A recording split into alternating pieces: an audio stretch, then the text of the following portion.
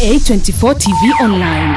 Usisahau kusubscribe, kulike, kushare na kucomment. Tembelea katika jimbo letu la Rumeru Magharibi na kukagua miradi mbalimbali. Na nipende tu kwa kuanza kwa kusema kwamba nimshukuru Dr. Samia Suluhu Hassan kwa kumteua kwanza huyu Kenani kuwa mwenezi wa taifa Chama cha Mapinduzi.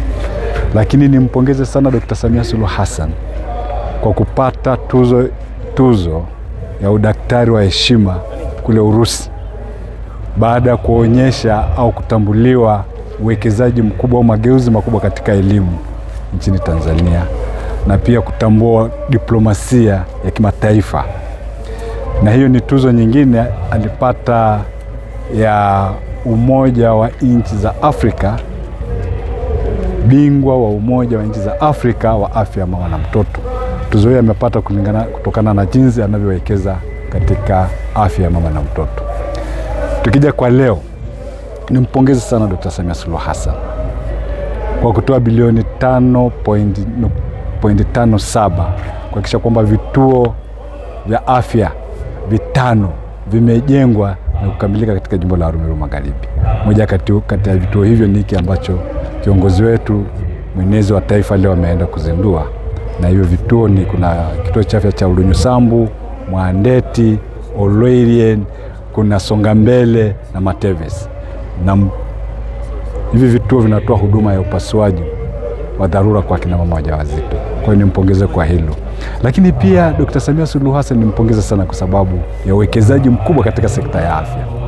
Dr. Samia Suluhu Hassan, Rais wa Jamhuri ya Muungano wa Tanzania, ameamua kufanya kipaumbele afya ya Watanzania kwa upande wa afya ya kinga kwa kutumia primary health care tunaita facilities. Primary health care facilities tunaita ni vile vituo vya msingi ambayo inaanzia hospitali ya wilaya, vituo vya afya na zahanati.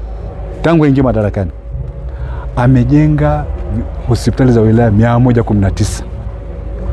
Amejenga vituo vya afya 649.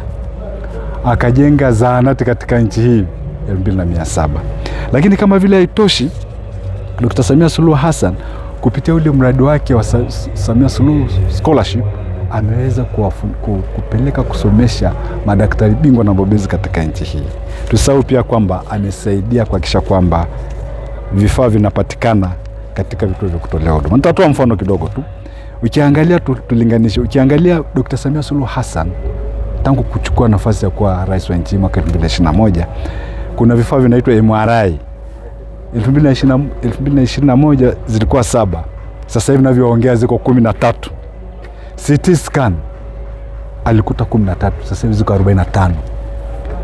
Ultrasound alikuta 476, sasa hivi ultrasound ziko 970.